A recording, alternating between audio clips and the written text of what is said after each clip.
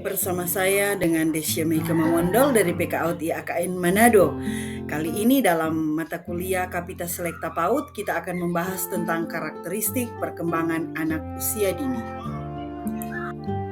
Nah, siapakah anak usia dini?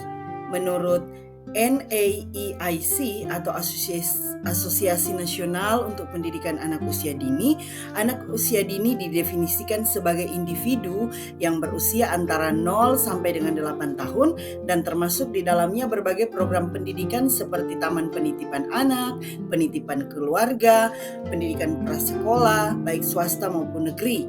Dan kemudian, menurut Undang-Undang Sisdiknas nomor 20 tahun 2003 tentang Sistem Pendidikan Nasional mendefinisikan bahwa pendidikan anak usia dini adalah upaya pembinaan yang ditujukan kepada anak sejak lahir hingga usia 6 tahun melalui pemberian rangsangan pendidikan untuk membantu pertumbuhan dan perkembangan jasmani maupun rohani agar anak memiliki kesiapan dalam memasuki pendidikan lebih lanjut. Sekarang kita akan membahas tentang karakteristik anak usia dini.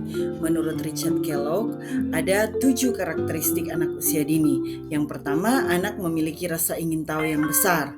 Artinya, anak memandang bahwa dunia ini dipenuhi dengan hal-hal yang menarik, sehingga hal-hal yang menarik dan menakjubkan ini menimbulkan rasa ingin tahu dari diri anak. Namun rasa ingin tahu mereka bervariasi, tergantung apa yang menarik minatnya. Maka sebagai orang tua maupun guru, diharapkan agar kita tidak marah ketika anak selalu bertanya, karena mereka memiliki rasa ingin tahu yang besar. Kemudian yang kedua, anak kaya fantasi. Jadi pada umumnya anak memiliki banyak fantasi. Mereka senang dengan berimajinasi tentang banyak hal. Dan anak dapat bercita-cita melebihi pengalaman aktual mereka. Sebab hal ini disebabkan oleh imajinasi mereka berkembang melebihi apa yang dilihatnya. Misalnya mereka melihat robot. Mungkin buat orang dewasa hanya melihat sebatas robot, tapi bagi anak usia dini mereka akan berimajinasi tentang bagaimana membuat robot ini bisa melakukan apa, terbuat dari apa. Jadi anak kaya fantasi. Kemudian yang ketiga, anak bersifat egosentris. Artinya, anak cenderung melihat dan memahami sesuatu dari sudut pandang dan kepentingan sendiri. Hal ini bisa kita lihat dari perilaku mereka ketika bermain. Mereka masih suka berebut mainan, atau mereka ingin menang sendiri, dan mereka akan menangis jika kalah, dan mereka akan menangis jika menghendaki sesuatu yang tidak dipenuhi, karena anak cenderung memaksakan kehendaknya. Makanya dikatakan anak bersifat egosentris. Yang keempat, anak adalah makhluk sosial. Artinya, karakteristik ini dapat kita lihat ketika anak bermain. Semakin bertambah usia mereka, maka akan semakin baik kemampuan anak dalam bersosialisasi. Mereka senang diterima, dan anak-anak itu senang berada di antara teman sebayanya. Seperti mereka senang bekerja sama, dan anak membangun konsep diri mereka melalui interaksi sosial, baik itu di sekolah atau saat mereka bermain. Dan anak akan membangun kepuasan melalui penghargaan diri ketika mereka bekerja sama dengan teman sebaya dan mereka diterima ketika mereka berada di tengah-tengah teman sebaya. Kemudian anak adalah masa belajar potensial.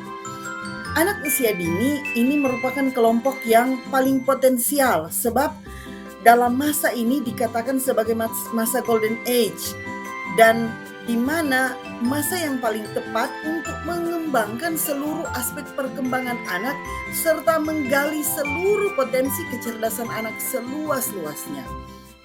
Dan masa golden age ini kecepatan tumbuh otak anak bisa mencapai 50-80% dari seluruh perkembangan otak selama hidupnya. Karena itu, anak memiliki potensi yang sangat besar untuk mengoptimalkan seluruh aspek perkembangan yang ada pada dirinya di masa usia dini.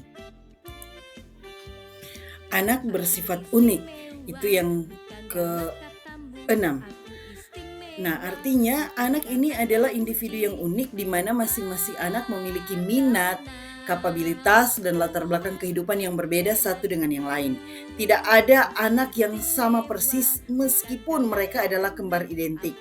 Sebab itu, sebagai orang tua, sebagai pendidik, jangan pernah membandingkan antara anak yang satu dengan lainnya. Sekalipun mungkin kita bermaksud baik, tapi harus perlu kita ingat dan perhatikan anak memiliki keunikan tersendiri seperti dari dalam gaya belajar mereka, minatnya, bakatnya, latar belakang, keluarga, dan lain-lain. Makanya anak bersifat unik. Dan yang terakhir, yang ketujuh, anak memiliki daya konsentrasi yang pendek.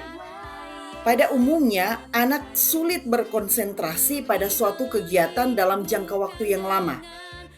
Anak akan selalu cepat mengalihkan perhatian pada kegiatan yang lain. Oleh karena itu, jangan memaksakan anak untuk belajar lebih dari 10 menit. Memaksakan dia duduk, diam, dengar. Makanya persiapkan aktivitas atau metode pembelajaran yang akan menolong anak untuk tetap terkonsentrasi. Maka siapkan metode pembelajaran yang bervariasi, sehingga anak akan tetap bisa berkonsentrasi, bisa fokus dalam pembelajaran yang disiapkan oleh orang tua maupun guru.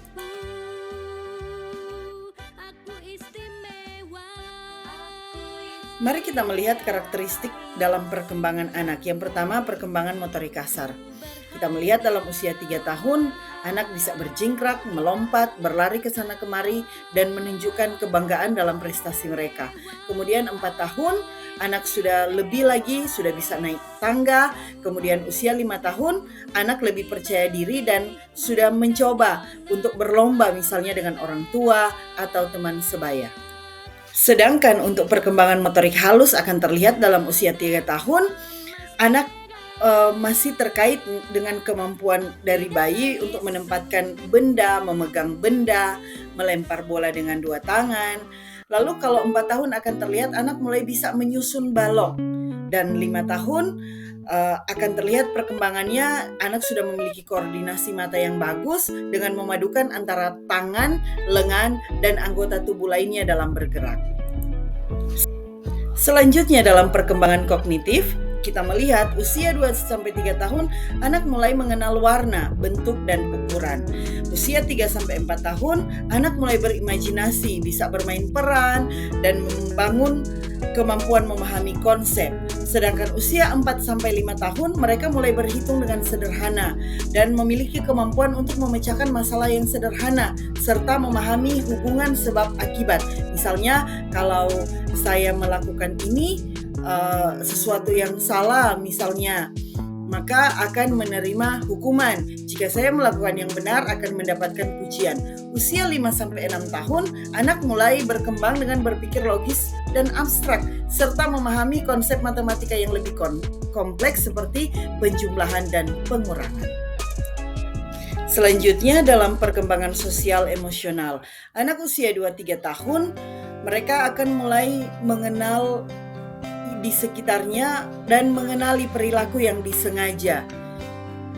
Kemudian usia 3-4 tahun, persahabatan yang didasarkan pada aktivitas bersama, misalnya teman yang sering bermain dengan dia atau bermain bersama dengan teman yang sejenis, misalnya laki-laki dengan laki-laki, perempuan dengan perempuan. Usia 5-6 tahun, persahabatan yang terbangun lebih pada kesamaan fisik dan adanya kepercayaan secara timbal balik. Artinya misalnya mereka mulai merasa nyaman dengan teman tersebut. Dan karakteristik perkembangan bahasa anak, kita lihat usia 2-3 tahun mereka masih menggunakan 50 sampai 300 kata yang berbeda dan akan terus-menerus meningkat. Makanya di usia 3-4 tahun mereka menggunakan sampai 300 kata sampai 1000 kata. Bisa mengucapkan saja sederhana atau menyanyikan lagu. Usia 4-5 tahun mereka mengucapkan kalimat dengan lebih terstruktur dan lebih kompleks. Misalnya, kucing itu berlari sebelum aku sempat melihat warnanya. Nah, kemudian usia 5-6 tahun menguasai lebih dari 1.500 kata, kosakata atau lebih, dan bisa menceritakan cerita yang sudah dia kenal ketika dia melihat gambar pada sebuah buku atau menyebutkan fungsi dari sesuatu.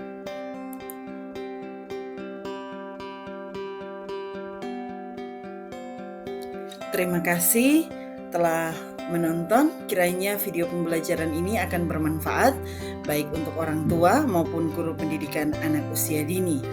Sekali lagi terima kasih.